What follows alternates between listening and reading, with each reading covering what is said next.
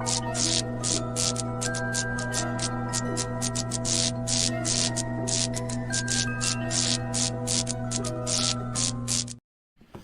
yes, guys, and welcome to the last show of 2024, the Ghostoul Podcast. It's nearly Christmas, and we thought we'd finish it off with two crazy men of the paranormal, always up for a laugh. Awesome guys. We have John and Neil from Paraletic Activities. All right, Miki. Hello, boysy. How are you, Treacle? So you got that in there. Yeah. Yeah, I'm all good, boys. How are you two? All right, man. All right. I'm actually, do you know what? This is the best I've felt for 4 weeks, Miki. I've been so bloody ill. Oh, no. Actually, do you know what? That's not good. What have you been ill with? Flu? I think I had pneumonia, to be honest. I had to get, There's I had a to lot- get the ambulance and everything. Yeah, you can get the ambulance out to him.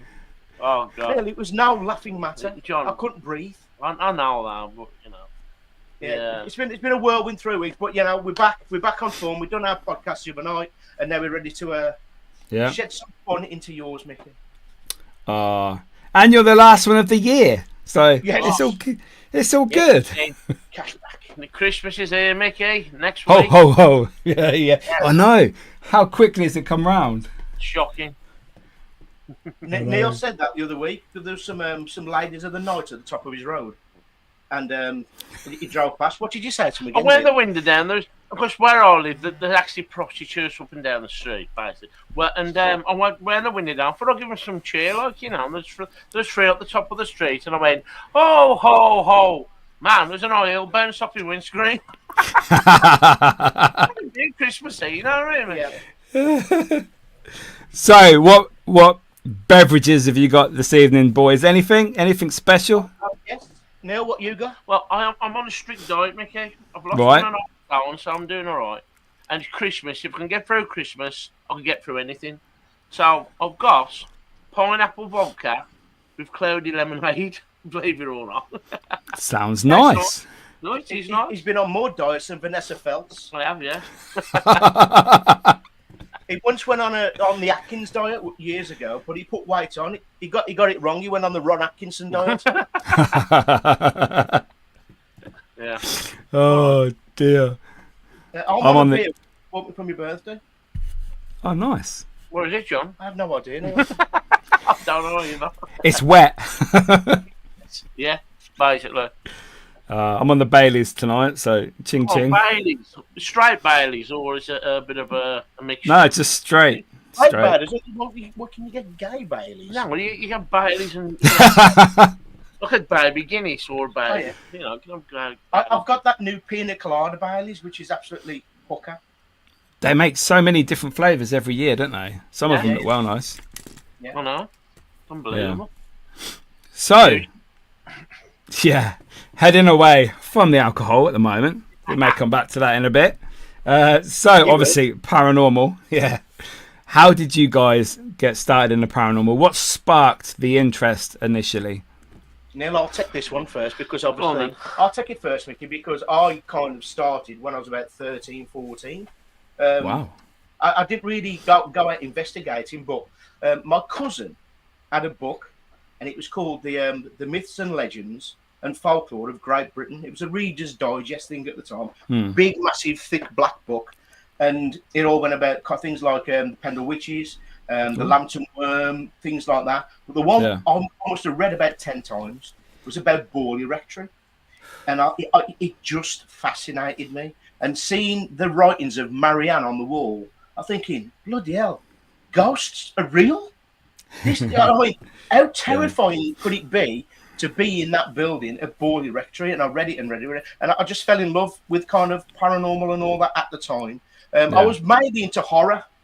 That's where it kind of all started. But I did a few little bits of urban exploring here and there through the years, and dabbled with a Ouija board, what we made out of a Scrabble board or something like that. And then it was when my brother-in-law, Russ Bevan from Went Through Paranormal, he said he was interested in it as well. This was about 9 years ago. And he goes, "You fancy going on one?" And we went on one, even though nothing really happened. the bug hit me. I think, do you know what? This is great. The adrenaline was there. And we went to a pub beforehand, which is always good in my book. And then the investigation, and I was hooked by, like, from that moment on. Yeah. Mm-hmm. Nice. You were there. What about you, Neil? Well, basically, Here we go. when I was married, I never used to be into the paranormal, Mickey. I never believed nothing. I was skeptic and all this. And the one day, my ex-wife says to me, she went, I booked us on a ghost hunt. I went, oh, really? I never even thought about this. And he said, we're going to a place called Graiseley Old Hall in Swandycote in Derby. Oh, yeah, we'll stay over. Is it Swandycote, John? It could be. Something like Graiseley Old Hall. And I went, okay, then. Sound like, I was I was proper nervous. Even the day before, I was nervous. I was like, I don't know what to expect here. If I actually seen something, I don't know if I'll get over it, So, on the day of the ghost hunt, we went to the pub to have a few liveliness. But what we'd done, believe it or not, we weren't taking the Mickey The Mickey. The Mickey, yeah. We'd soak some Adibars in vodka just to calm the nerves a bit, right? So when we went to this guy's outdoor. All like the ghost hunters be sitting there, and I'm like, I don't know what to expect. I've never done nothing like this before. And she said, right then, who's a skeptic? Who don't believe? And I'm like, I don't believe much. Anyway, there was you pair up in the attic. So we went up at the attic, pitch black. They had like Ouija board there. They had like cat balls and K2s and all the trigger objects. And they're calling out for this little boy. Apparently, there was a little boy in the building. And apparently, the people who used to live there years and years ago, they got burnt, apparently. That's what they told us. And there's different spirits in there. And I'm like, God, I'm proper nervous. Like, nothing's happening all night. And we went for a break downstairs. And they said we're going to do a human pendulum, right? And there's about 20 of us in this pub. Right? Yeah. Yeah. 20 of us in this room, and we're all holding hands, and they're calling out for this little boy. And I said, right then, somebody's going to get pushed into the middle of the room, right? And they're going to speak through them. And I'm like, seriously? What? Well, I'll get pushed into the middle of the room. He's got to be some big bloke, you know what I mean? To push me in the middle of the room and let me land on my knees. And if that did happen, I'd have probably freaked out there and then. So they goes, right then, this lad fell on the floor. Right then, you're the one that's been chosen. So they're there asking these questions. How long you been here? Do you know you're dead? And all this. And he said, when you fall forward, it's yes. You fall backwards, it's no. And for ages, he's giving yes. And he said, the catching him, like you're catching him and catching him. Yeah. And I'm like, I don't know what to believe here, Mick. I'm like, my mind's going round in circles. I'm like, this is actually real, or what's going on? Like, so it's all this is happening. All of a sudden, he falls forward. I mean, we're in the dark. There's about 20 of us holding hands. I thought we were going to do the alky at one point. And he falls forward, but the woman that's supposed to catch him ain't paying attention, and he headbutts her, right? Oh, and wow. She starts screaming, like running around the room, like, and I thought, what's going on? Oh, yeah, so there's a chain reaction there. Everybody starts screaming and running around the room. I ended up under the chair or somewhere under the table, And I've gone, God, this is mind blowing. So we went downstairs and we buggered off. Like, anyway, he was scared. I was scared. He was. That's why you done one. Anyway, after that, my marriage split up.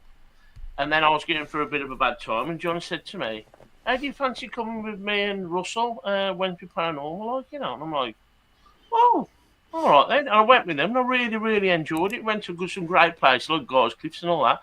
And that's where it started for me. And it was, I'm glad I did it now, you know what I mean? It really is, I met some great people, you know what I mean? Mm. Yeah, I think the paranormal field, there are some idiots around, but you get that core group of people that are respectful. They're in it for the same reasons you end up making really good friendships, and they last for years normally. Don't they? I do, yeah. But I mean, we've met some amazing people. It's fantastic. amazing, but never thought I'd meet people off the TV, You know, you, Mickey, no. We haven't really met Mickey yet, have we? No, but I remember watching Mickey on that programme with Frank Lampard. Crime Watch. No, not Crime Watch. Frank Lampard. What's her name? Frank Lampard. What match of the day? John, Frank Lampard's missus. Oh, yeah. Christine Lampard, yeah. Christine Lampard, yeah. I Celeb Haunted Hotel, yeah. Yeah, you was on that one, yeah. I remember watching it. I was, yeah. That was interesting. Yeah. I've always wanted to go to Buckley ever since, and I still haven't been yet. I'm not sure if the LV farm that we filmed at is still there. I think they closed it down, but I don't know what they've done with it. Oh. But I really enjoyed that. The most haunted village in the world, isn't it? Apparently. Apparently. For ghost stories and. It was that bit when there was in the it was at the Screaming Woods, and they had that old tape recorder playing. That was creepy as shit. That was. Yeah, I remember that. But that's what I like, Mickey. That's the whole point with the paranormal for me. Is I love to be scared. You know, I'm the kind of person growing up. I'd always go on the ghost train, or I'd go on the scariest ghost I could find because it's an adrenaline rush. And it's like growing up watching Most Haunted and Ghost Watch and things like that. And even like Scariest Places on Earth, I used to love that one as well. That was great. Everywhere looked terrifying. But when you start doing it yourself, it's a different ball game completely. As you well know, the scare factor kind of goes a little bit, you know, and you think, why am I stood here at 3 o'clock in the morning, freezing my tits off, talking to fresh air? Yeah. But we do it over and over again, but just for that one little nugget of evidence. But John, I don't. When I've been, I don't get scared. If something something has happened, I'll get excited about it. I feel like a bit of excitement inside of me. You wasn't scared when we was in Cannock Chase with just a torch. I wasn't scared of the spirits, John. I was scared of the weirdos walking about there that time of night. You was on your own, Neil. You was in your car as well. That does. I had no clothes on either. So you was the first sighting of the Cannock Bigfoot. Are either of you scared of the dark? No, but I can tell you that Neil used to be. I used to love, like say, when I was growing up, like horror films, and I love Salem's Lot, especially the scene where the little vampire boy's scratching at the window. Well, we had bunk beds, and I was at the top, and he was on the bottom, and there was a window to our left, and he'd be trying to get to sleep, and I'd be scratching on the window, and I'd go, John, can you stop that? And I'll be there snoring, pretending. And then he'll go, John, I know it's you. And I'll, Neil, I'm asleep. Will you leave me alone? Then I'd leave it for about 5 minutes. All of a sudden, I'd start scratching the window again. Just like the little boy inside the dog. Before you know it, he's screaming. He's running to my mum and dad's bed. Trouble is, he was 14 at the time. You know something, Mickey? I don't believe none of it because we was in debunk beds. Yeah, it didn't happen. Tell you, I used to be scared of the dark, and I remember when my early career, 2008, 2009, I was at Clophill and Clophill Church, and have you been there? Probably have. No. You've never heard? Have you heard of Clophill though? No, I haven't. No. Oh wow, it's in the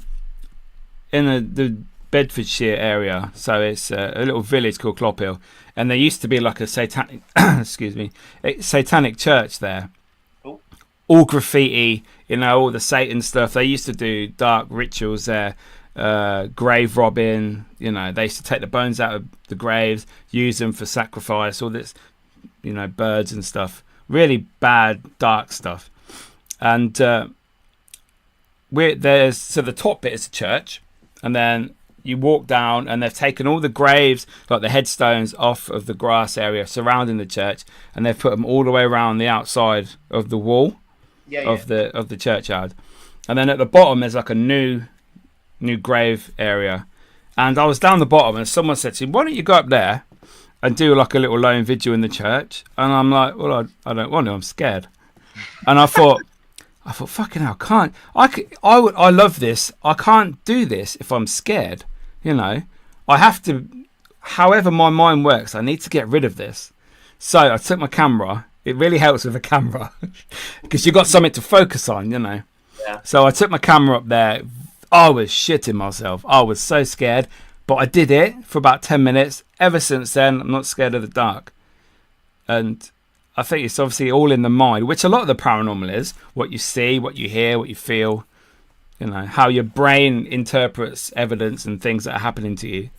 But so it's if you ever get a chance to go to Clophill, definitely. I mean, they've cleaned it up now and made it in some sort of walking area. It's not as good as it used to be, but the activity, crazy. Yeah, Clophill Church, very like Satan Church. Yeah. And one of the go on. Yeah, one of the stories is you go there and you have to run round anti-clockwise 13 times and Satan appears. He doesn't. You're just very tired. But me and the boy to 6 or 7 and said, you know what, it ain't worth it. Yeah. It really isn't. You can stop where you are, Satan, you're all right. We'll give you a night off. Yeah, go down. Stay down there. But it's like say with the paranormal, especially like obviously that's kind of more of an urban explorer, isn't it? If that's like an kind of an abandoned church. Yeah, it's ruin. Yeah, it's the scary part. It's not the ghost that you're scared of. It's the weirdos who are hanging around who you don't know. Do you know? And that's the scary part of all that. I mean, we've had it in Cannock Chase quite a few times, haven't we? God, I don't like Lily Shore Abbey and places like that. The last time we done one of them, where was it now? What was that? That castle. That castle we went to. Acton Burnell. Acton Burnell, yeah. Which was absolutely fantastic. You know, we even got into the church. The woman who runs it kind of said, do you want to have a look around the church? Fantastic film there. Went to the actual castle itself. Absolutely going fun until about 6 weed smokers turned up. And it absolutely ruined the night. 1, we couldn't get much filming doing. And 2, they didn't share Miki. Nah. Just go breathe it in.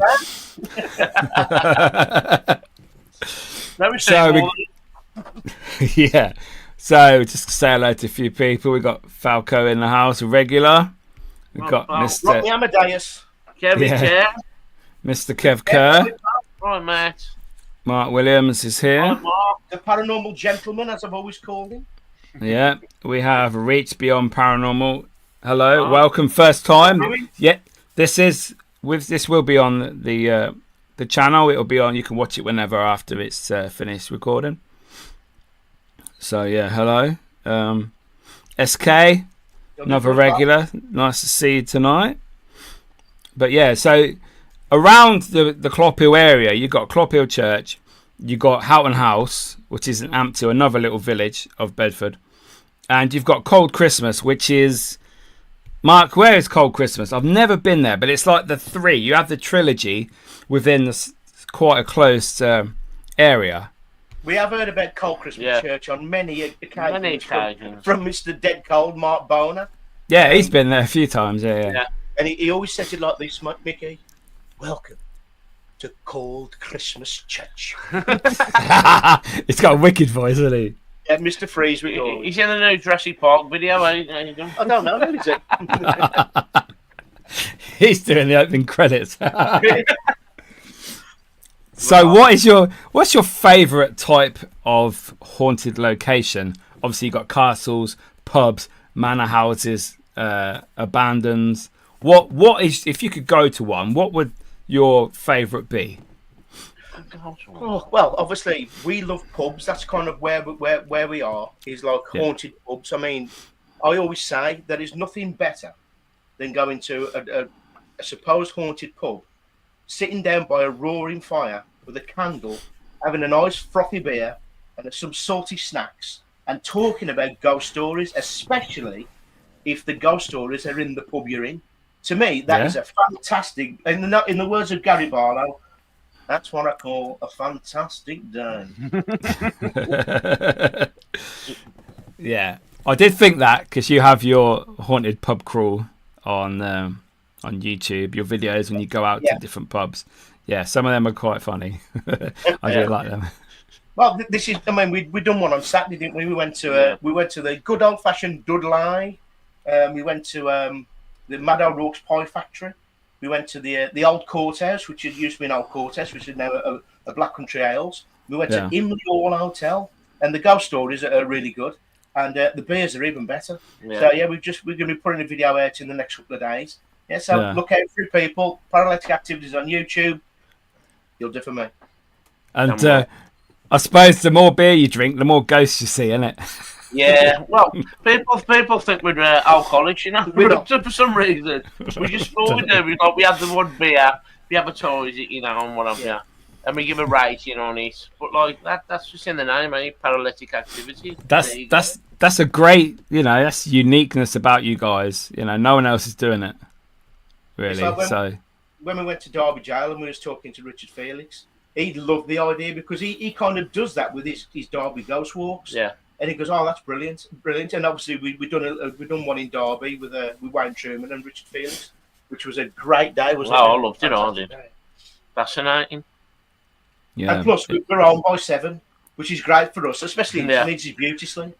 John, unbelievable. The abuse is disgraceful. It's not working. Try again. You're a light sleeper. I am, yeah. I'm an hard sleeper. Yeah. I know, his missus told me that. Easy.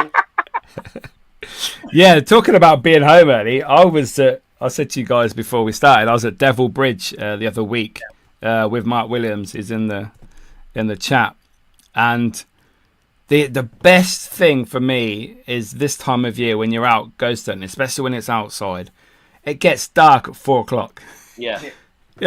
We'd finished. We'd been out for about 2.5 hours, and we were done by like 5:30.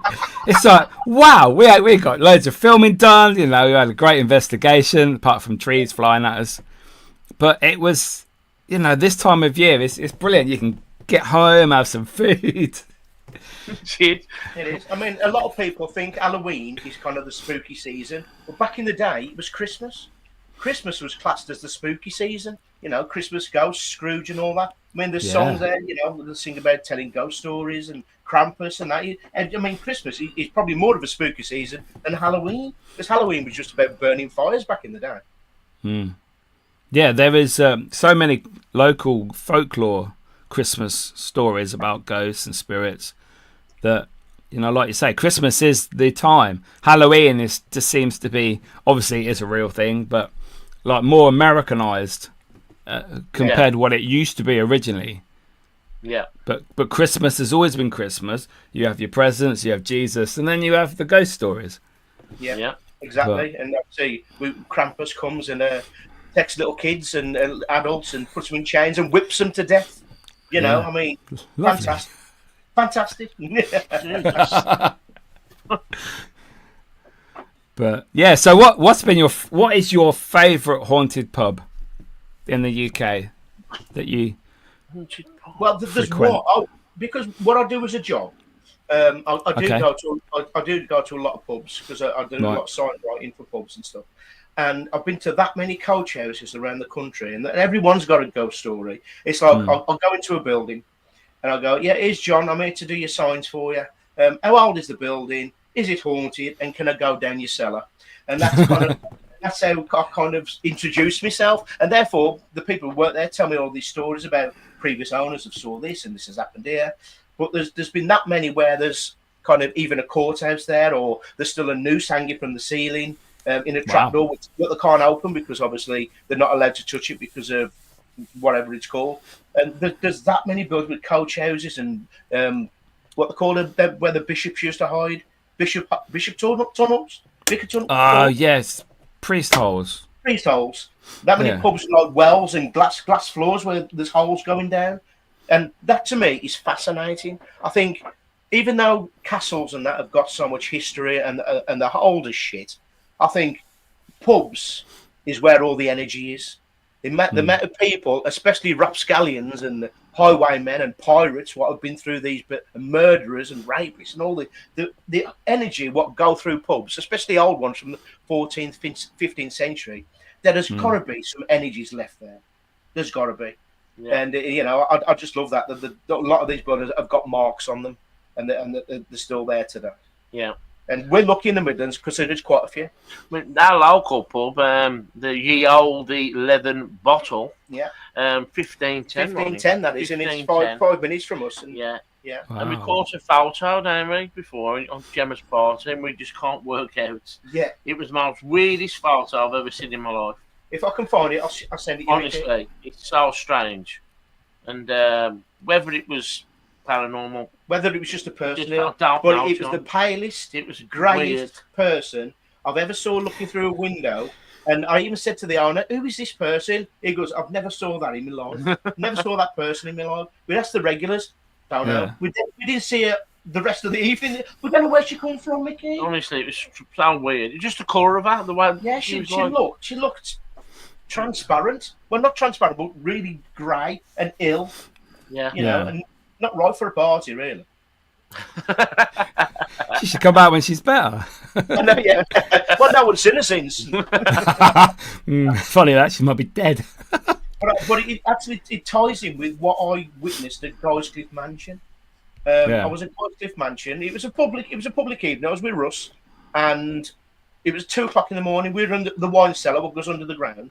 Yeah. And obviously in the base room, we had loads of screaming. We thought, here we go, Yvette Fielding's in the house, you know. And so we went in to see what the screaming was. And Adrian King, the custodian, was there. Yeah, yeah. And I said, what was the screaming? And this girl goes, have a look at this picture. Now, there was two girls, and they were scrying in the mirror, just a couple of rooms away from where the base room is. And we was taking pictures, and the one girl stood behind me, took a picture, obviously just a picture of the girl and the flash. Took another picture again, just a picture of the girl and the flash. On the third picture, there's a person who's photobombed the picture. What doesn't look, it looks solid, just like you do and I do now. Yeah. But it doesn't look right. But the funny thing is, if you've ever been to Ghostoul, they lock the gates. No one can get in. No. The only way they can get in is across the moat and then climb a big wall. Well, that person wasn't there from the start of the evening or at the end. We don't know where they come from or no one's seen him. He just vanished. No one's seen him. But the picture was solid. I was like, and she was screaming because I even said to Adrian King, is this person with us tonight? He goes, I've never saw that person in my life. But he did have scuba gear on, so. Yeah. And he was so. He made it. And a rope. But it was a really odd picture, and I'm thinking, is that a photobomb? Is that something we totally missed? Or is that a spirit what just popped in, looking in the mirror at that time? I don't know. I mean, like, talking about Ghostoul, when we went to Ghostoul, right, Adrian King showed us this video of, what was it, John? As you drive in, there's like a big archway. The gates. The gates. The entrance, yeah. Yeah. And it was like a mist, wasn't it? Yeah. And the mist congealed into a person and then walked through the gate. And I've never seen nothing like it. I couldn't believe what I was seeing. But the thing is, well, Neil, you're missing the most valid point is the fact that it did look like a shape of a person, but it was very misty and it kind of twirled. It twirled like and this. it was wild weird. He said to us, he goes, but what's this? We only fitted these security lights a week before, so they're brand new. He goes, as soon as this mist appeared in the middle of the gates, both lights were flashing like this. So whatever was there was taking the energy out of the light completely. It was weird. I'd love to see that video again. Just went round the burnt bit of the castle and then vanished. Wow, well, it's very old, isn't it, that building? Lots of history there. There was someone who committed suicide at the top, didn't they? Yeah. And jumped off the top wall. So, I mean, we said, can we have the footage, Adrian? He goes, no, I'm never going to show. I'm only going to show people who come here. It's mine and that's it. Honestly. Probably the best footage I've ever seen. Yeah. Really is. So do you think that, like we say, cameras, photos, you always seem to capture the possible image of a spirit in a photograph, like they did back in the day before CGI and Photoshop and all that.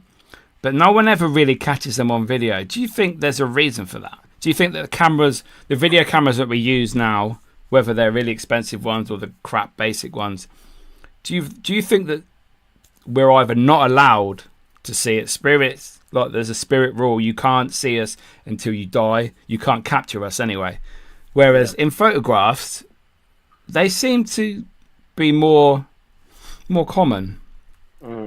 Well, we was in Old Graiseley Hall, which is the house that cries in Wolverhampton, and with Mr. Dead Cold, Mark Boner, and because obviously he's got a YouTube channel, he was filming everything. So we was doing like little trigger objects, we was doing an Estes method, we was doing this, we was doing that, mainly in a place called the Red Room, Now, if you've never been there, Mickey, you need to go and check it out. It's fantastic. You got to go there. You've got to go there. Put that on your bucket list. It's only Especially, Wolverhampton. you can spend 6 hours in that one room alone. Wow. Because something always seems to mess with your mind in that room. Probably the best room I've ever been in. But it really is. Nothing was happening at all when the cameras were on. As soon as he turned the camera on and he was going for a break, things started to light up. And as he was packing away, the light above us started flashing on and off. And it's just a normal lamp. Yeah. It's like things were happening as soon as that camera was turned off. It's like, now, does that beg the question?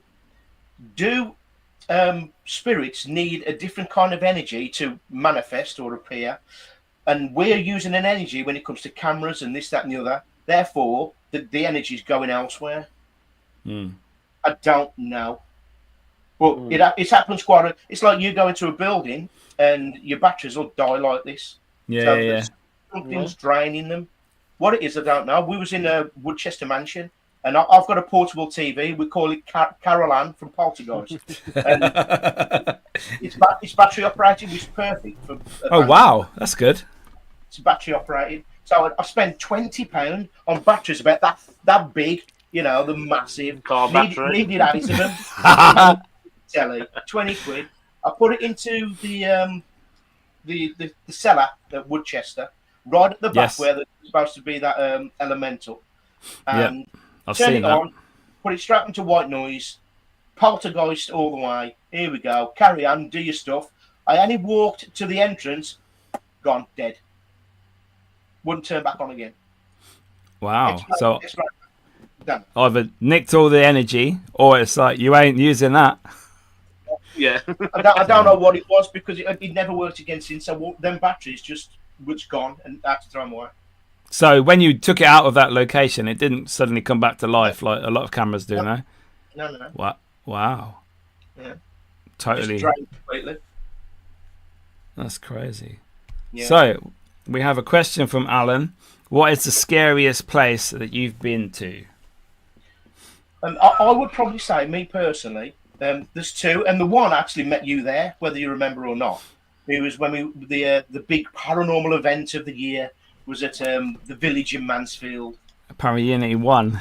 Yeah, I was there with obviously Russell, and there was a bit where everybody had buggered off somewhere else, and I stopped on my own with a camera, and I went down to the bit where the monks burnt to death. Yeah. In the plant. Well, I was on my own, and as I was walking in there with the camera, I felt that there was something in there what made the heebie-jeebies. Every hair stood up on end, and I basically freaked out and moonwalked back out of there. And that is probably the only time up to that point I ever got scared. But another one is if you've ever been to Woodchester Mansion, and you're up on the top floor and you're on your own. Yeah, in the attic bit. If anybody doesn't get scared up there, I'll take my hat off to them, because if you're coming down that spiral staircase, you can sense there's somebody behind you every single time. And I'm always like, I don't run very fast, Mickey, but I do get down them stairs quite quickly. But I'll always do it again. Hoping to be pushed one day. I don't know. With me, as you say, I've been to Woodchester once. Yeah. And it was, I felt it very eerie and very cold. It was freezing. I mean, I've never been so cold in all my life. But as I say, if I was there by myself, I mean, I don't care who you are, if you're doing an investigation or a lone vigil by yourself, you're going to be scared. It's a different kettle of fish when there's two of you. But when there's I did one at Smedic Baths. Remember you went to Smedic Baths? No. And you go under the tunnels, and it goes round you like a square, so you can't see around the corners. And it goes, go by yourself. I'm sitting there on this chair, and I must admit, I was pretty scared. I don't like it, I must admit. But another thing is, can it chase woods? Honestly, I don't know what it is with woods. It just freaks me out, John. Yeah. Especially when you're by yourself, you know what I mean? It's because, like I say, it's the unknown, isn't it? It's the unknown. I mean, we went there, and I had some night vision goggles, and that's all we took. Oh, no. It was one of our first ever outings as a team, and I forgot everything. You know what I mean? Apart from a couple of beers, and I put the night vision goggles on, and I saw two eyes staring back at me through the night vision, peeking round a tree in the middle of nowhere. And I thought, Luke, you need to have a look. Luke's part of that team, the Riddler, and he looked and he goes, John, Neil, you need to look at this. And there was two eyes staring back. Well, what it was a massive stag deer. It was a stag with loads of horns and everything. Oh, wow. And he was looking at us. He's pale anyway. He virtually went transparent, and I could see the fear in his face because he goes, John, there's smoke coming out of his nostrils. Yeah. and he's rubbing his one foot on the floor. And he goes, John, we need to get out of it. I do not want that thing chasing us down this little dark road with no torch. You know what I mean? Yeah, but John, these deers got night vision because he could see me, but I couldn't see him. Oh, probably, of course, the gangsters roam about in the dark, don't they? It's unbelievable, eh? Yeah. How did you find Cannock Chase? I've been there once, and I camped out overnight till the morning. Such a creepy place. I mean, obviously you got werewolves, Slender Man. Yeah. Black-eyed children, UFOs, Dog Man, Pig Man, all them. Yeah. Well, we live about 20 minutes away from it. Oh, wow. So I'm up there all the time with my dogs and stuff. So have you? What's the best thing you've seen apart from the stag and the night vision? Well, anything really happened there? Not particularly, no. But it doesn't have to because you can just sense it. It makes you feel very uneasy. I always go, my favourite part of Cannock Chase, it's called Brindley Village. I don't know if you've ever been there. And it used to be an old World War II hospital. Oh, right. There's very little left, echoes of the past. But there's a sign saying, this is where the hospital was. And the entrance has got, like, flowers and stuff like that. Now, they're supposed to be kind of like, because it's so overgrown now, you're never going to find them. Like trapdoors, where more than likely they used to put the bodies. So, So it was like people who had when they got so much noise in their ears that their ears are knackered. Is it shell shock, something like that? Something like that, yeah. And that's where they used to put them in this hospital. And there used to be a village there, actually in the woods. And there's still pictures of people nailed to the trees. They used to live there. Yeah.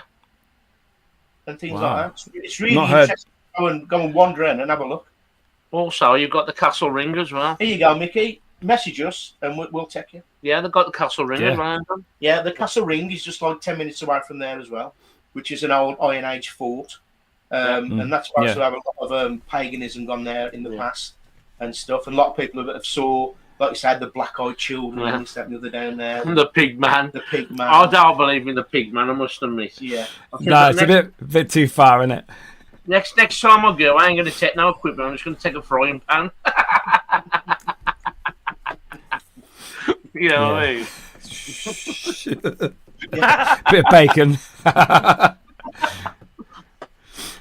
So obviously Epping Forest, Mark, I think one of the first times I met Mark was down in Epping Forest, and that's obviously a bit like Cannock Chase, lots of stories historically, lots of bad stuff happened in there.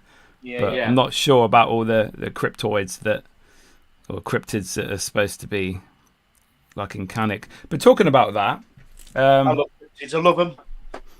We got Bigfoot, aliens, Black Panther not so much because that's real, probably going around the country. But what are your opinions on those?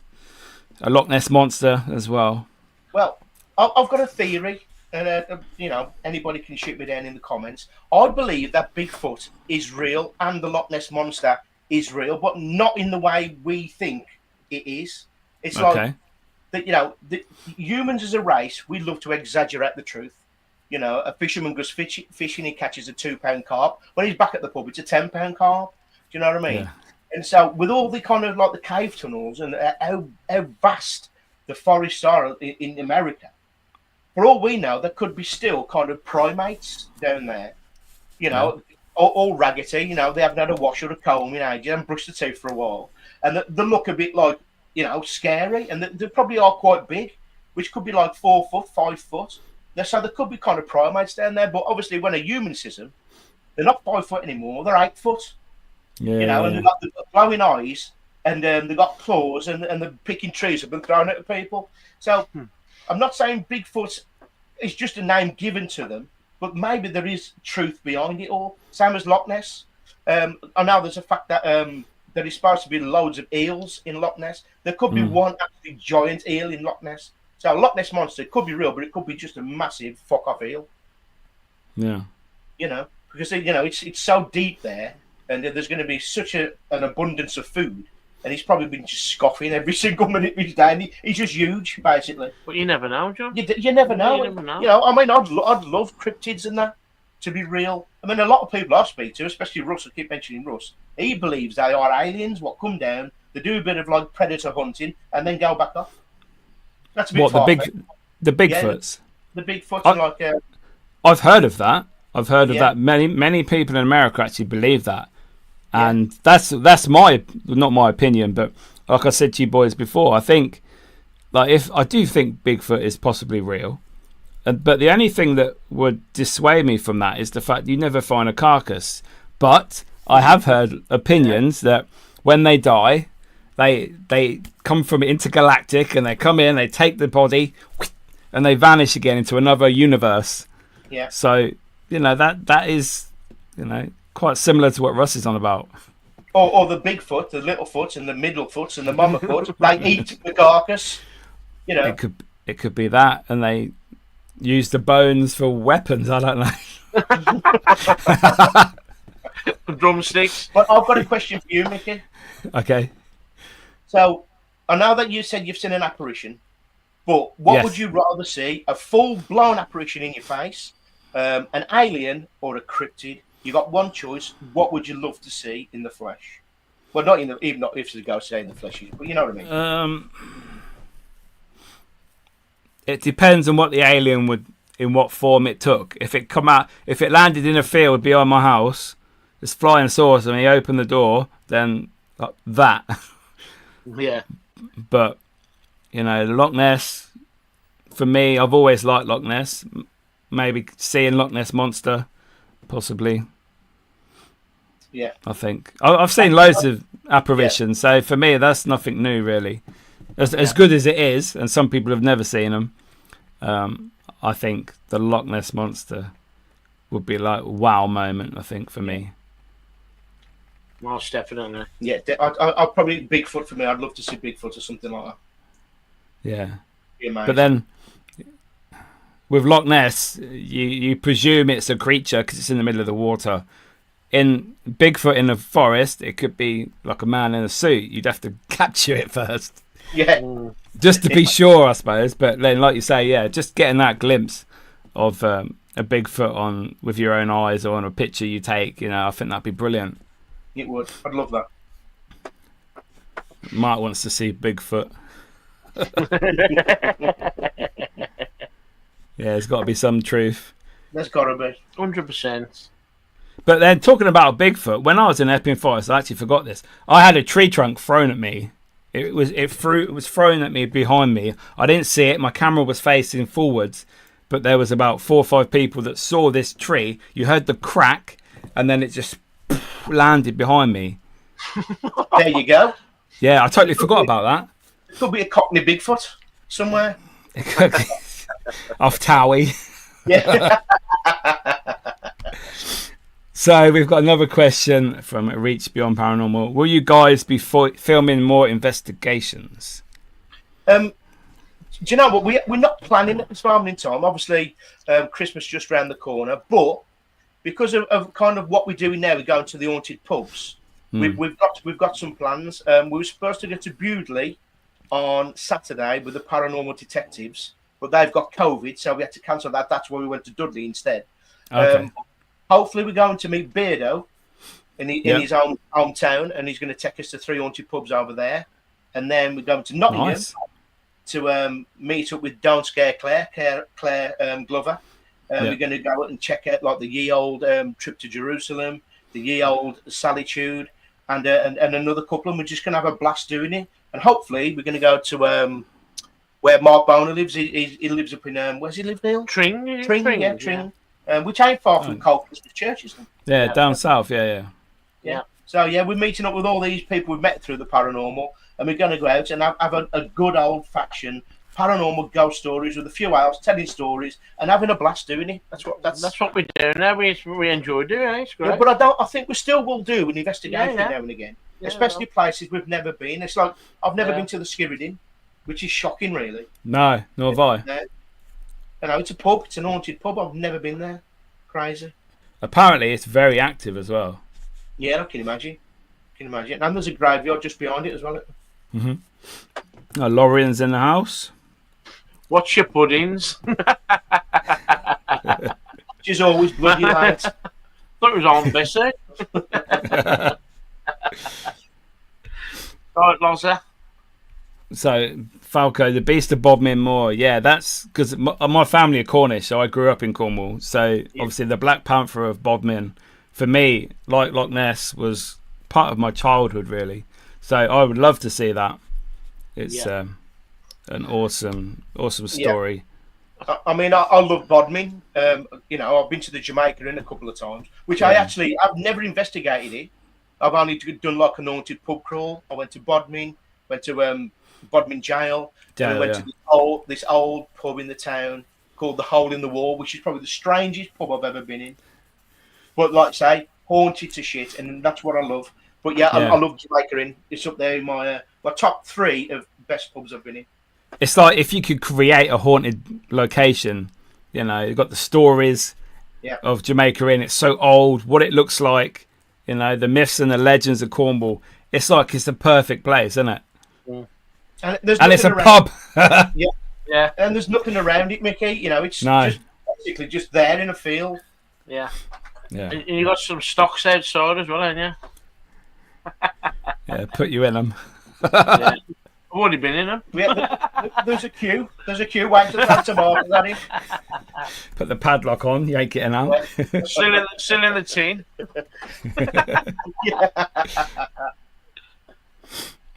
Brilliant. So, haunted objects. What are your views? Can objects be haunted? Do you reckon? Well, obviously, I've got to watch what I say because I know that you love your haunted dolls. That's fine. Janet's over there. She's watching me sleep every day.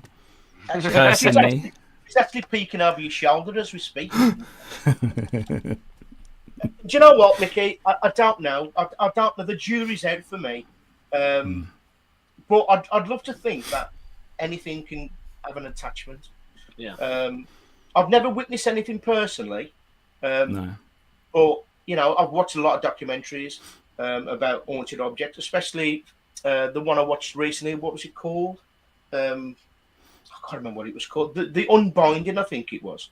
With Greg and Dan and Newkirk. That was really good. Whether it's true, I don't know, but the story's fantastic. I'd advise you watch that. You'd really like that one, Mickey. But haunted dolls, not too sure. I think Hollywood has had a bit hard to kind of take me away from all that. You say that, you know, you don't believe. What evidence would you require to make you think dolls could be haunted, or anything really, any object? What are you looking for to say, yeah, okay, maybe then? Well, do you know the one at Haunted Antiques? Is it Robert the Doll, or that ugly looking thing on the trike? I can't remember her name. Yeah, Helena or something like that, isn't it? The little girl. I want that trike to start biking itself around the centre. Or Robert the dog get up and start doing the can or something like that, you know. But okay. I don't know. It's like things what come through spirit boxes and things like that. Okay. It could like I said, we don't know. I mean, spirit boxes are they real? We don't know. It's like everything is an experiment, isn't it? Yeah. I'm very on the fence with it, I'll be honest with you. We've been to like Haunted Antiques loads of times. Yeah. But like, I think I'd have to actually see one move, or just something, you know what I mean? And I don't mean just topple over, because anything can topple over. No. I want to see like the arm raise up or the head move and stuff like that. But there is videos on YouTube, but we know what YouTube is like. Yeah. You know, it's the biggest fakes out there completely. But it's like Neil's got a story about what happened with a toy in his own house. Whether it was paranormal, I don't know, but he thinks it was. Come on then, Neil.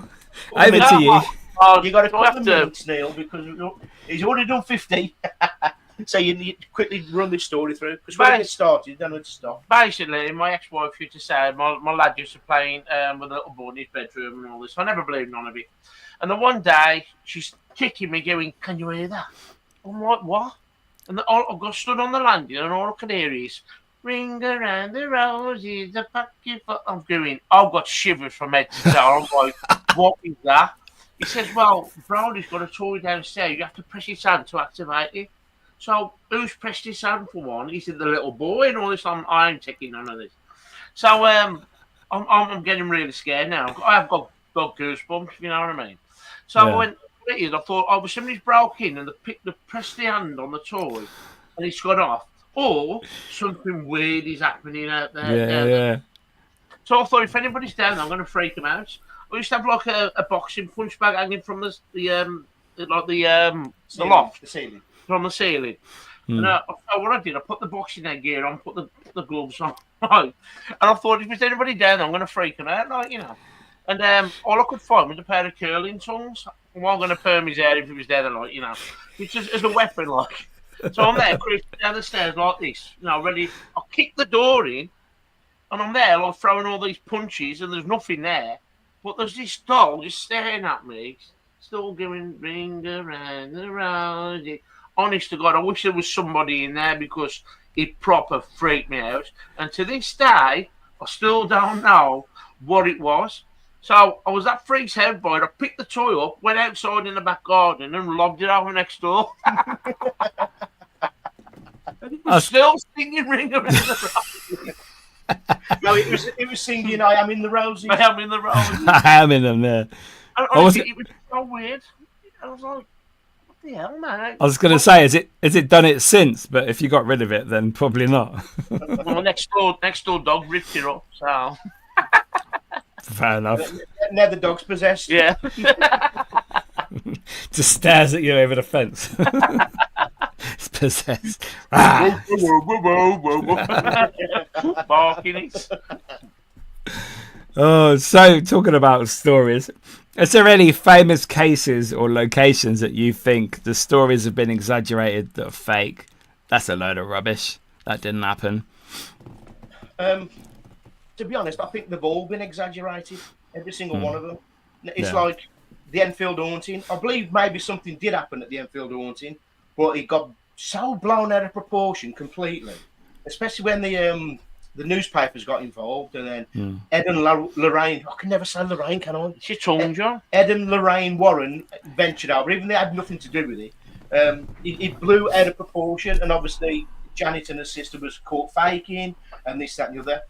But I reckon something was in that house, but it was like, you know, the odd knock and bang, something moving maybe. But then it just went bomb. Have some of that. It went all Hollywood, didn't it? And same as East Drive. I've been there a couple of times now, and absolutely nothing. I mean nothing has happened completely. 5 times, nothing really. But it's like with the story, everybody's saying, you know, the Black Monk. But then people saying it's not a Black Monk, and the well was somewhere else, and you know there was an army at the bottom of the hill, and this, that, and the other, and then you got Carol next door, as mad as a bag of frogs, banging on the wall. Banging on the wall. So won't surprise me if there's a secret cupboard somewhere where she can pop in, lob something down the stairs, and bugger back off into it, like, you know what I mean, like a borrower. Because it's like, you know, the guy bought it, she kind of looks after it and cleans it. She does. Yeah. And he's probably saying, "Listen, is there anything you can actually to keep people coming?" You know. And I'm like, "What if it's that haunted? Why aren't there no cameras in there? Why ain't nothing being documented?" You know. I mean, when we was there, the only thing what was eerie when we was there was the smell of weed from the garden next door. You know. Yeah. So there you go. East Drive. I think that's another place where you. Yeah. Overrated. For the money you have to pay, it's just a normal house, and I'll blame Most Haunted for everything. That their live they did there is now it's like a carry-on film. You know, I watched them, but I love watching it when I'm drunk. Yeah. Oh, give me pleasure. Hilarious. It's absolutely hilarious. Go on, Yvette. Yeah. Knives just appearing in the settee. Oh, where did that come from? Carl's pocket. Yeah. That's it. But I must admit, when we went to East Drive, John. Yeah. When I got back, honest to God, I thought I got an attachment. Honestly, I don't believe in none of this, but I felt weird all week. I told him, don't I? Yeah. Honestly, I just felt so strange. And it wasn't just one day, it lasted for about a week. I was looking at myself in the mirror going, that ain't you. Honestly, it was so weird. And I was like doubting myself, going, no, what is the matter with you? Get a grip. And then I opened give it to him, shit, I got an attachment from his drive. I don't say that, Neil. John, honestly, I can't explain what happened that week. Honestly, it was so weird. But you don't know, do you? You don't know. Something It's like, obviously affected you. Yeah, that's what I think. 100%. It's like even reading about Borley Rectory now. There's so many things. What actually something might have been there, but it was like, let's blow it up for the newspapers and then get paranormal investigators in, and before you know it, it's a couple of knocks and bangs. People are levitating through the window and stuff like that. So I believe that every story has probably been hyped up so much that it actually deflects from the truth. Yeah.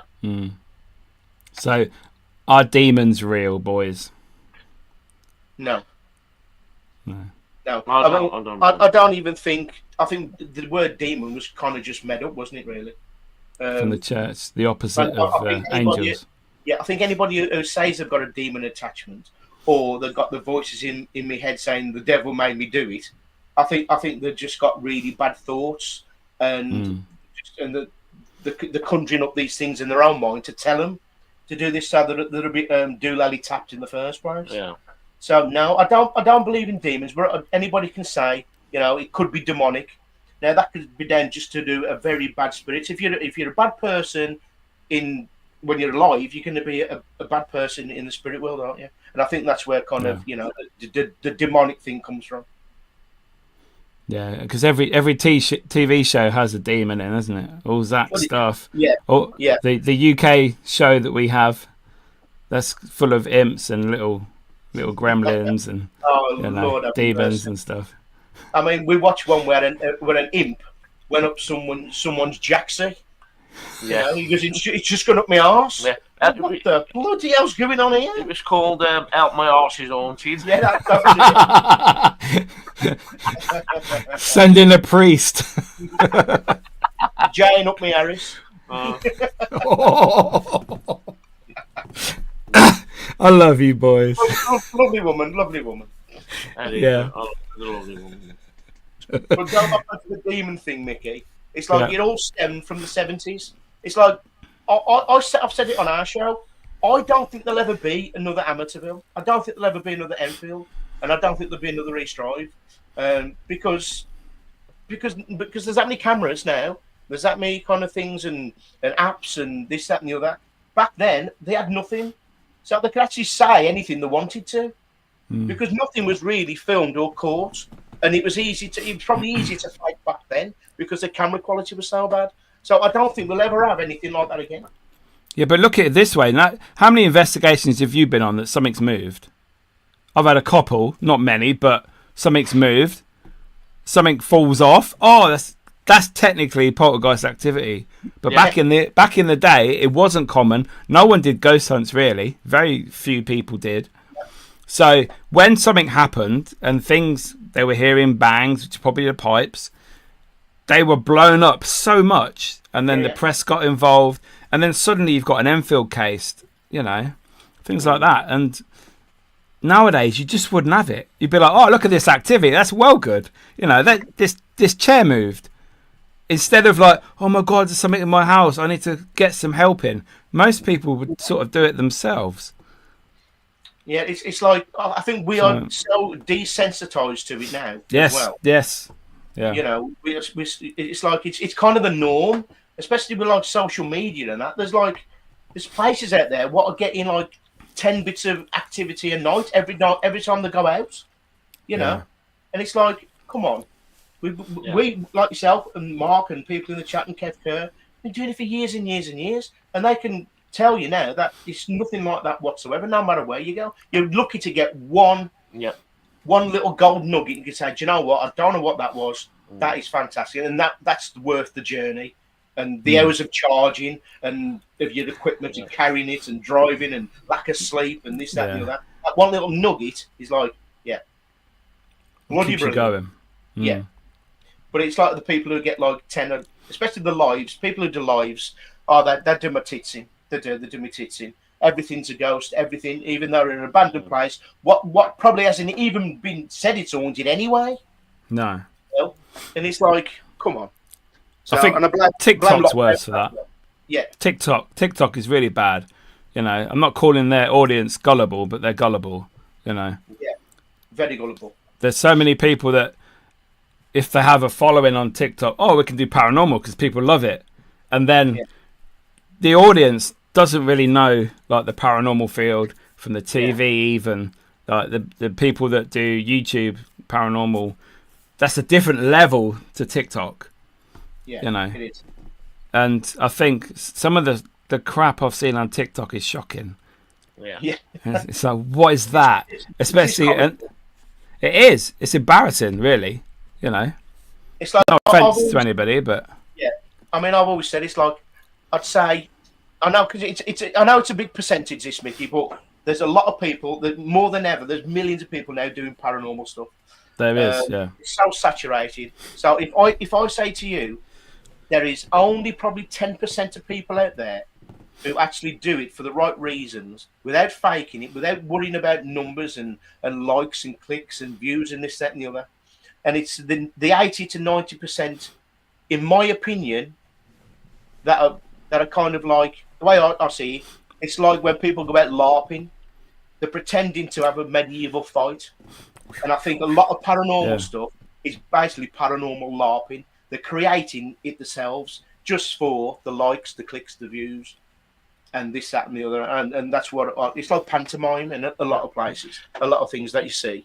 But, you know, it's still entertaining at the end of the day. I mean, the trouble is, right, people who do all these lives and everything's happening every 2 minutes and all that, the people that are 80% of people that are watching that have never done a paranormal investigation. You know what I mean? So they're believing everything. You know what I mean? But when I first started, I believed everything. I really did until I started doing it, and then I was like, hold up a bit. You know, when you're in the middle of a building at 3 o'clock in the morning, you're freezing your tits off. You know what I mean? Calling out to nothing, and nothing's happening.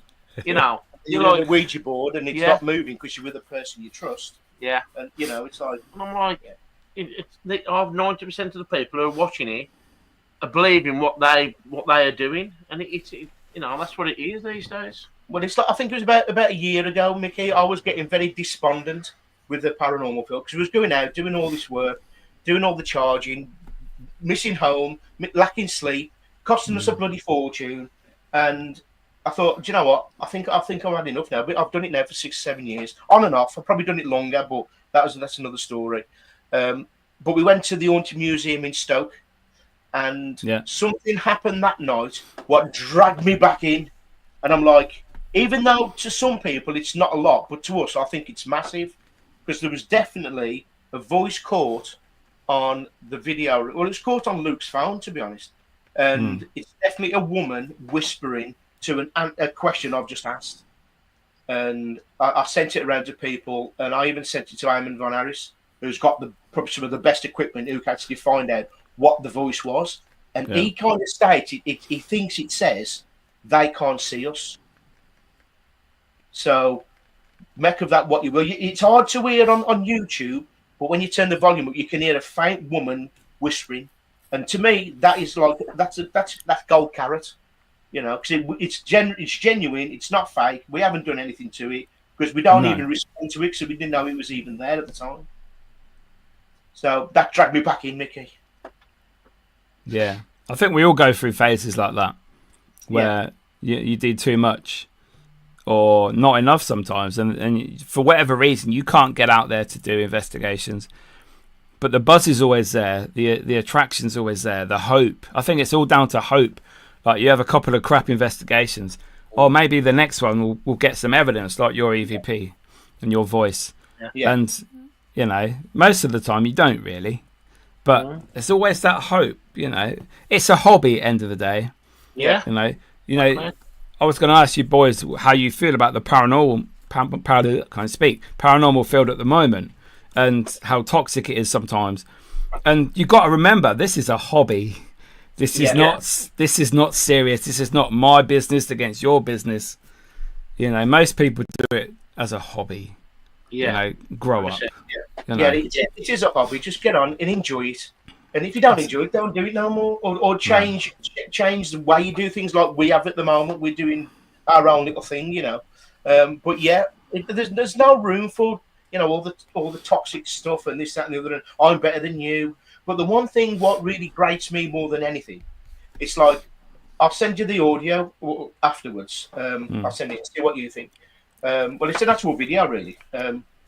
We caught this voice answering a question at Woodchester Mansion, and it's clear as day. It's a Class A EVP or a DVP. I put it out there on social media. Got nothing come back. In other words, it's not my evidence, it's yours, therefore it's not real. It doesn't matter what you do. I could have a picture of a full-blown apparition. 90% of people say it's fake. But that's why no one puts anything out anymore. You know, because you're just going to be, you know, branded fake or the village idiot. You know, so everyone's jealous. Yeah. You know. Jealous of the location, jealous of your evidence. I mean, we thought we was blackballed at one stage, because we started off really, really well when we started Paraletic Activities. And we told some people at Paracon. And a lot of people, oh, no, you can't do that. You know, that's you can't do that. But why not? This is our little take on it all. Yeah. You know, I'll get to a lot of pubs and I love ghost stories and this, that, and the other. And I think we started off really well. We was getting thousands of views every video. And then it just dropped. And I thought, we've been blackballed here. Mm-hmm. You know, someone has put their oar in and have kind of switched off, and then we're now starting to get it back again. Yeah. So yeah, I think there is a lot of that in the field, which is a shame, really. Well, I think Parameet is a good positive thing. These conventions, because there's a lot of people that I talk to now that I didn't talk to before when I went to Parameet South this year, and obviously that's Neil from the Haunted Museum in Hinckley. That was his baby. And I think they're so positive. You know, I came away thinking, oh my God, I spoke to some people that I'd never spoke to, but I know on social media, never met them. But now I've met them. They're really good people. I watched some talks, different perspectives on the paranormal, how they investigate. I think that's so refreshing. It is. We've been to about 4 Parameet. I really enjoyed Parameet this year. And I enjoyed it last year as well. And like we know a lot of people now that go there and they have the awards and all that. But we've met some fantastic people that they only see at Parameet, if you know what I mean. Yeah. And it's lovely to catch up. It's great. I love it. You know. Lorian, Kerr, Mark Bowner, you know, all them. Claire. Kate Shirell, Neil Packer, Jane, Barry Frankish. Barry Frankish. Bazza. You know, the list is endless. Amy Slaney. I better mention Amy Slaney. Yeah, she'll batter you. I will. And hopefully we'll see you at one Miki soon. Yeah. Yeah, next year there's some more coming, isn't there? So I think it's better on the Paranormal Gentleman. Mark Williams needs to turn up and show his face. Yeah, is he still listening, or is he snuck off to bed? I think he's gone to bed in his Winnie the Pooh pajamas and a hot chocolate. Sounds good to me. Yeah.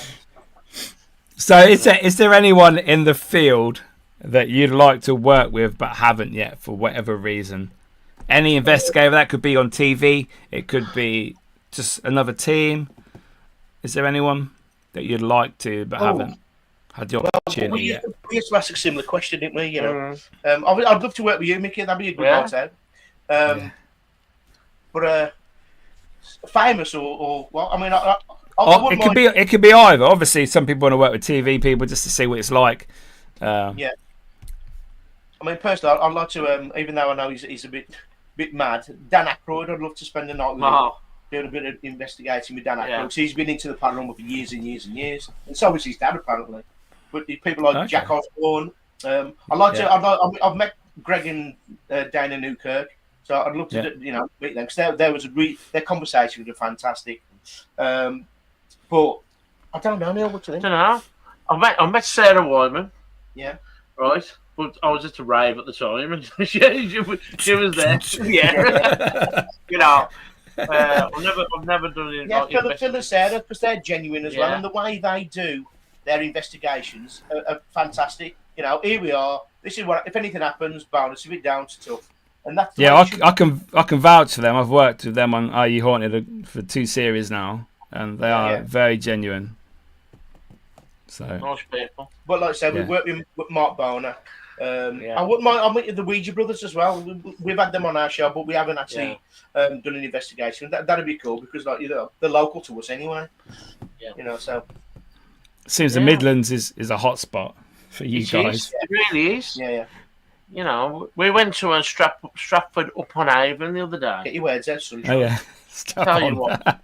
So Strap on Avon. Is that? Strap on It's not Avon. called that, Neil. And I'll tell you what, I've never seen so many old pubs and buildings in all my life. It's William Shakespeare country, you know. Yeah, his house is there. Yeah.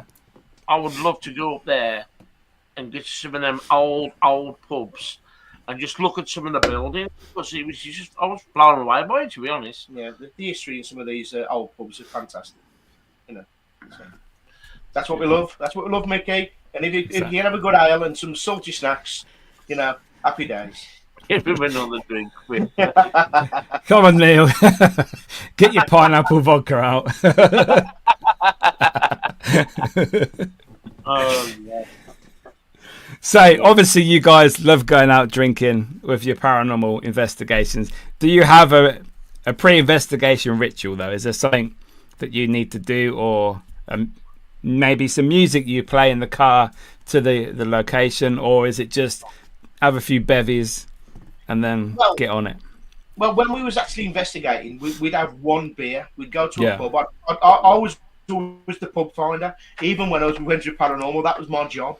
Find a good old coaching house or a pub, what's got history, and we'll meet there. And then we'll have a pint and have a platter, and then we'll go and do the investigation. So that was our kind of ritual when I was doing investigations and for the public. So we meet the public there as well. Luke the Riddler Walker, he will not leave unless he's got half a packet of fruit pastels. It's as simple as that. He will not go anywhere without the fruit pastels when it comes to an investigation. Yeah. And what we used to like to do as well, as in music-wise, we used to like to put on Bad Moon Rising. Yeah, Bad Moon Rising by Creedence Clearwater Revival. That was kind of our theme tune kind of thing. And just get you in the mood, you know what I mean? Yeah. In the mood for it. Yeah. Exactly. Yeah, I can understand that. So you can imagine we're driving down this old country lane in the pitch black. There's me, Neil, there's Jack McAvoy, there's the Riddler, and there's Nige, who's about 8 foot tall, and in a little Skoda. And we got Bad Moon Rising blasting out as we go and see over the horizon the ruins of Lillishore Abbey and the mist coming across the fields. I mean, that's an image I'll never ever forget. It's like a film. Yeah. Basically. And that's always been our kind of theme tune. So yeah, that's like three of our rituals: fruit pastels, meet in a pub, and Bad Moon Rising. Can't go wrong, I don't think. Yeah. So we're coming to the end very soon. So anyone that's watching, if you want to ask these boys some questions, get them in the comments section now. But I will carry on with myself. So tomorrow, boys, we're going somewhere, anywhere in the world, bucket list location to investigate. Where are we going? You can go first, Neil. There's one place I would love to do is Alcatraz. Honestly, I would love swim over there. They'll keep you there, Neil. I probably would. And I would just love to go to Alcatraz. You do know there's no girls there, don't you? Yes. You know the Birdman of Alcatraz, there's nothing to do with girls. You know that, don't you? Damn. Scrap that one then. Nah, I would actually, one place I always wanted to go is Alcatraz. And because I know people who have actually been there, and they say it's actually like, it is still eerie. Like, I ain't going to swear, but it's proper eerie, like. And it's got a lot of history as well, you know what I mean? And I would just love to go there. That'd be on my bucket list. Mine used to be the Stanley Hotel, or because I love The Shining. Shining, You know, yeah. If there's no paranormal there, it don't matter. I've hit the nail on the head with the movie references and seeing that lift and this, that, and the other, and the carpet, and so that'd be enough for me. But I've changed my mind recently. I don't. Do you ever remember a show? It was on Sky. It was called Scariest Places on Earth. Yeah. And that Linda Blair, nothing to do with Tony, Linda Blair off The Exorcist. She was kind of the narrator. Linda Blair's mum. Tap dancing on the stairs. And they went to a place called Myrtle's Plantation, which is obviously steeped in history and deaths, but mainly voodoo and things like that. And obviously it's on the bayou, so that you got all them weird trees and the mist on the lakes and this massive old plantation. So I think I've gone from the Stanley. I would love to do Myrtle's Plantation. So that would be mine. That's a great one. Yeah. Yeah. I think ghost hunters, have been there. Probably. Should have been everywhere. I've seen some American TV show. I don't think it's Ghost Adventures. It may have been. I'm not sure. But I have heard of that one. But definitely lots of voodoo, lots of history for that place. Do you remember that TV show? Yes. Yeah. Fantastic. The Geordie man. Why, aye, welcome to Myrtle's Plantation, man. Why, aye. Why, aye, man. Yeah. Yeah. Is Mark Williams going on a cruise by any chance? I think his location is the QE2 by the looks of it. Oh, I thought he was going on a Disney cruise or something. With Jay McDonald. With his pajamas. He just wants to do the old Kate Winslet thing on the edge of the boat, doesn't it? Draw me, Jack, like your French girl. So, yeah. Lorian, have you ever been so scared you did a bit of wee? I know John has. When she's round in the pub. Yeah. I'm incontinent, that's more. Incontinent. Yeah. Not really. I've never done a bit of wee. I mean, I usually just get the old EBGBs more than anything. Shit my pants once. Again, that's another story. I'm joking, Laurie. He's touched more cloths than Ronnie O'Sullivan. So Falco's got a question. I'm not far from these lads. Have they ever done Whitley Court in Stourport? No, I haven't. I've heard of it, but I've never done Whitley Court in Stourport. Neil, get it on the list. I ain't got a pen, John. It's all right. You can watch this back later. Yeah. And write down then. Question from Alan. What ghost hunting equipment do you recommend? So that's a question what's got many answers. Yeah. I mean, back in the day, you'd use, the K2s and the Spirit Boxes, the S-Box and all things like that. But as we've kind of moved on and done it for a couple of years now, we basically just take a camera, don't we? Yeah. We just basically take a camera and that's about it. We don't really... It's not even a REM pod and stuff like that. We've used REM pods, but they never go off. Yeah. No. That's good. Yeah. But yeah, we've got them, but we very rarely take them. But it's like, how can we say one thing isn't real or one thing is real when it comes to equipment? For example, we use the Necrophonic, which obviously it's a phone at Grace Dew Priory, and nothing happened all night. But coming to midnight, right? We got the app out. We always do last minute thing because it looks good on video more than anything. Whether it's real or not, it don't matter. It's pleasing to the eye. But over the road, there was a car flashing its lights at us constantly. We're like, what's going on here? He thought it was Jeepers Creepers. Luke thought it was Christine, the car. Yeah. But it took like 15 minutes just flashing its headlights at us. And we're like, do you know what? This is making me feel quite uneasy. So I goes, we'll quickly finish this little session. And I've got the Necrophonic app. And I put it on. And I just said, should we be here now? And straight away it goes, no, John. As clear as day, it says, no, John. And on that I goes, come on then, Luke, we're off. we're off because we've got to go through all the woods and everything yet to get to the car. Yeah. So when we finally got to the car, about 2 blokes come past with about 6 dogs. So maybe they was kind of protecting the priory, but it still made us feel very uneasy. But it's the fact that the necrophonic app told us to do one, really, and we'd only just turned it on, so it wasn't, we hadn't said anything previous up to that. See, people talk about apps and how rubbish they are, etc. They're not real. I've had some of the best things I've ever experienced with the necrophonic app. I swear by it. How it works, I have no idea. I've spoke to the owner, the creator in America. Does it take your voice? Does it have a microphone? Does it regurgitate your words that you're saying? And no, it doesn't. Because normally on your phone, iPhone anyway, you open an app, it says they would like to use your microphone or camera, doesn't it normally? For the app, it doesn't do that. So how it works, I have no idea. But I've held things and said, what's that? And it would tell me on more than one occasion, and discussing what's in the room and what's happening. Absolutely amazing, the necrophonic. Yeah. Is it real? I don't know, but it blows my mind.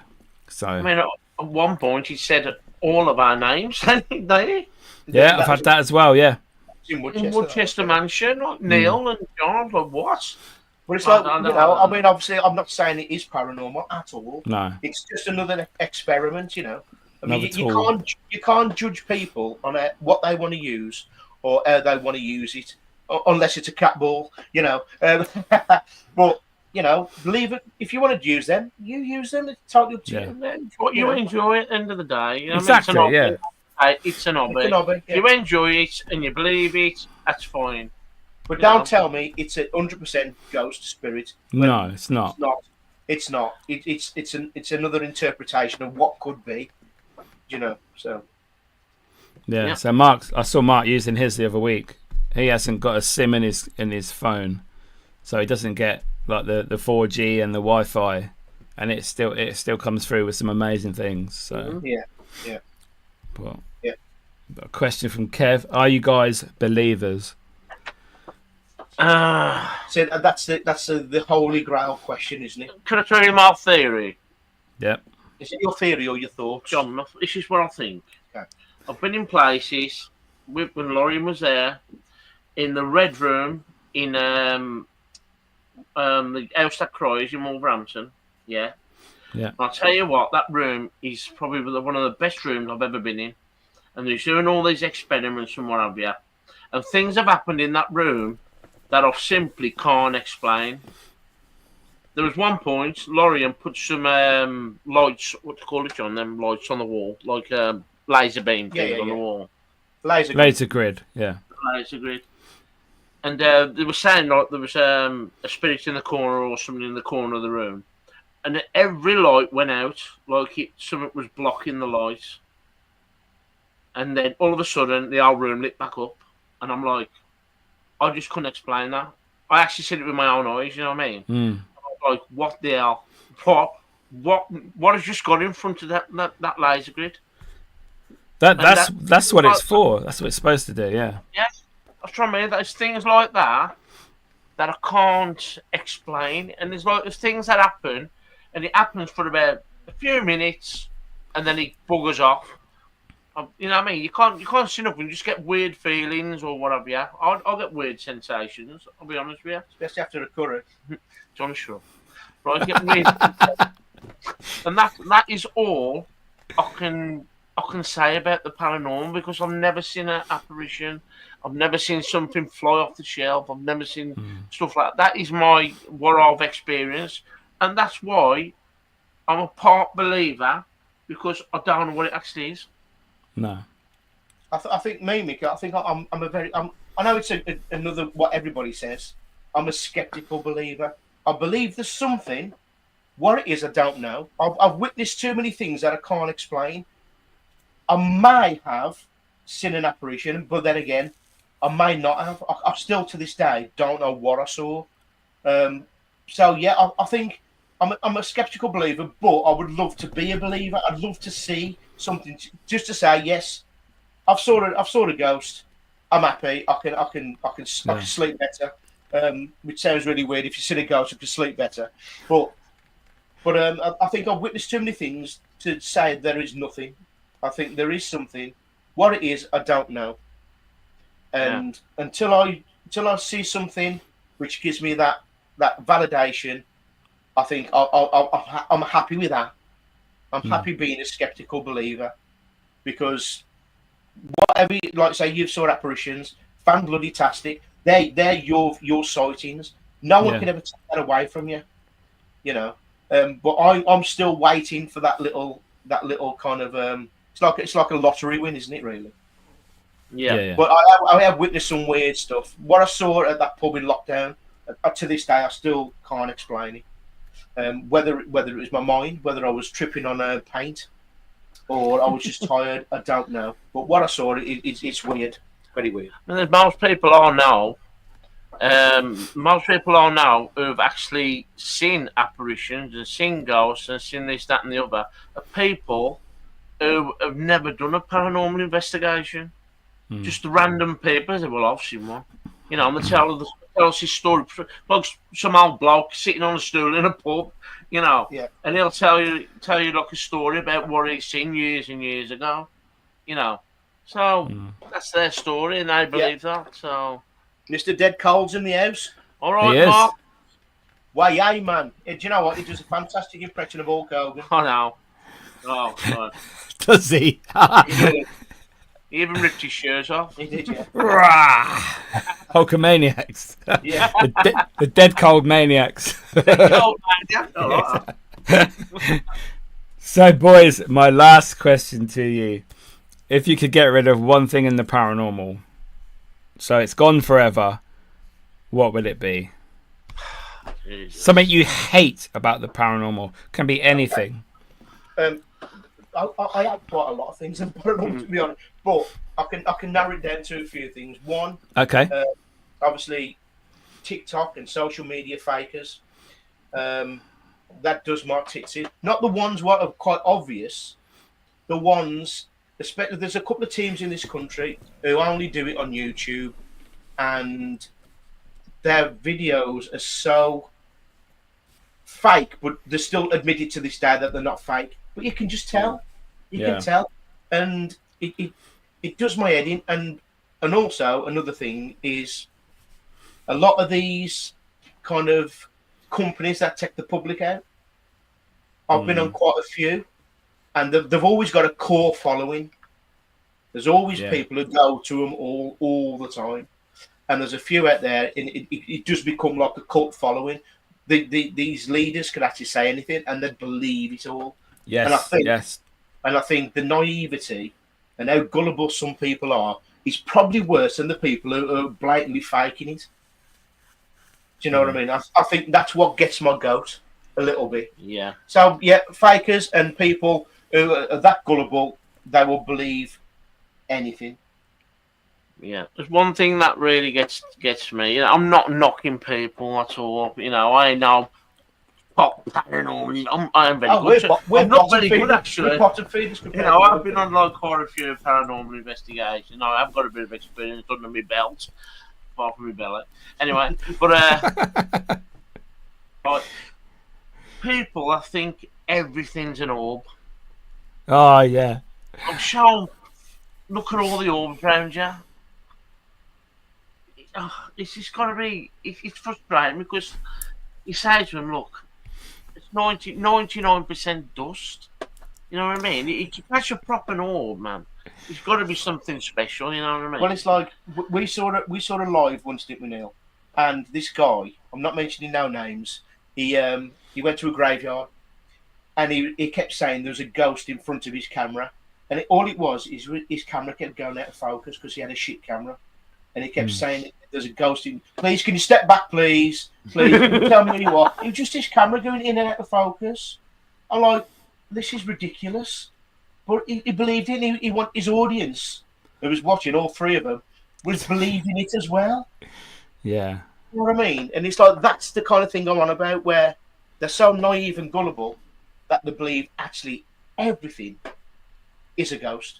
And I think that is probably worse than the people who are faking it, because actually they are using a bit of intelligence by trying to fake it. in the first place. But again, that gets my goat and all that. But as long as they enjoy it, John. Yeah, and it's like yourself, you do YouTube, Miki, we do YouTube.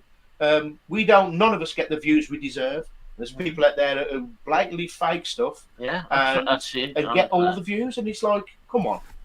Let's have some credit for the real paranormal investigators who do not put any fake shit out there. Dead Cold as well. He gets quite a few views, but he should be getting more. Mm-hmm. Yeah. He should be getting more. Especially people who do fake and they're getting like 50,000, 100,000, 1 million views when it's clearly bullshit. Yeah. Yeah. Unfortunately, that's why that's the way the world goes. That's the way it is, isn't it? Yeah. But we'll never change. We'll never go down that route. No. If nothing happens in our investigation, nothing happens. Exactly. Simple as that. And that's why we always have a laugh. Yeah. Get to a pub, add some content to make the video worth watching. Exactly, that's what we do. There's nothing worse than watching an hour of someone just stood in a dark room with nothing happening. I mean, when we do videos, if we've got some like people find it entertaining, which is what I try to do. You know what I mean? People go, "Oh, I quite enjoyed that. I forgot about all the paranormal stuff." You know what I mean? Yeah. So, Yeah. one of them. So, boys, it's been an honour. It's been a pleasure and a great, great laugh. If you would just like to let the people know where they can find you on your socials to go watch your crazy adventures, that would be great.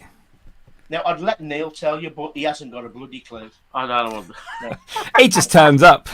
Yeah, he turns up, cracks a couple of gags and pisses off. Yeah, so you can find us on Facebook, Paraletic Activities. Find us on YouTube, again, Paraletic Activities. And that's about it, eh? Yeah. Yeah, I've put some stuff on TikTok, but I'm not really that fussed about it. I don't even know how Twitter works or X or whatever it's bloody called these days. No, that's gone downhill, that. Instagram, no, I'm too busy, Miki, to be honest. We're on YouTube. Give us a like. Watch us. If you like it, fantastic. If you don't watch us again. It's fine. Plus our podcast, Sean. I've learned right to the podcast. Yeah, well, the podcast is on YouTube. I'm on about. Well, I'll tell you what. You do that then, Neil. Come on. We're on Apple, Deezer. What else, Sean? There you go. All good podcast sites. It's a good listen. You're driving in the car, you don't want to listen to Simon Bates. No more, isn't it? No, I think it's dead. You don't listen to Christmas songs, Stick me in, man. I'll tell you what, your journey will fly by. Yeah, an hour's journey feel like 5 minutes. It will. Because we're relentless and we do a paranormal podcast. And it's basically Wayne's World for the paranormal. It is. I love that. Write that down. Yeah. Tell you what, we have more sections than a Viennetta. Yeah. Right. we've got a paranormal impersonator who comes on the show, which is Luke the Riddler Walker. He does the Yorkshire Exorcist, Seth Constantine. Yeah. He does Quentin Pinkerton, our spirit guide. Is a spirit detective. We've got a UFO expert who's got Tourette's, and he does the Tourette's files. Oh, that's brilliant. It's like a proper show, really. Yeah, we do horror, movies, music, paranormal, and just have a bloody laugh. A couple of beers while we're doing it. So yeah, come and join the paranormal party. Yes. That's it. Yeah. Awesome. So, guys, thank you so much. It's been an honour. It's been brilliant. Yes, legend, pal. I've enjoyed that, mate. That was fantastic. Yeah, brilliant. We'll have to. I'll have to pop down Cannock with you boys. Yeah. And we'll go look for some aliens. Yeah. And shit. Do you know what? It'd be like Scooby Doo. You get down in the van, there'd be Barkmen, werewolves, big men, aliens, creatures, cryptids, big ghosts, this, that, and the other. Black-eyed children, black-eyed peas, Fergie, Will.i.am, they're all down there. Oh yeah, brilliant. We look forward to it. See you later, boys. Thank you so much. Cheers, mate. Cheers, pal. Thank you. Cheers. Cheers, pal. So there we go, guys. What a way to end 2024. I'd like to thank Neil and John for coming on the show, being my final guest. It's been such a pleasure. And I started this podcast in July, and all the amazing guests that I've had on so far have been, they've been there on my journey. It's been a slow journey. YouTube is difficult sometimes. But I've really enjoyed talking to everybody, talking to people that I'd never spoke to before. So that's another plus. And yeah, subscribe to the YouTube channel if you can. It's free. You don't have to pay nothing. No, it's all good. Follow the Instagram page. Hope you have a lovely Christmas, a great New Year. I don't think there'll be another one, not even just myself having a chat, until the new year. What I want to do next year and get some of you guys on that are watching in the comments. So I'll send a link out. We'll get some guests that have been on before, and we'll get a few of us on the show and just, like have a chat about ghosts and ghouls and all them sort of things. So yes, Merry Christmas, guys. Thank you so much. But make sure you subscribe. I'm not going anywhere. I will be back. But we're going to have Christmas and New Year. And then we're going to hit the ground running. So I'll see you guys next year. See you later. Now you got to wait the 5 minutes when you press the button for the stream to end.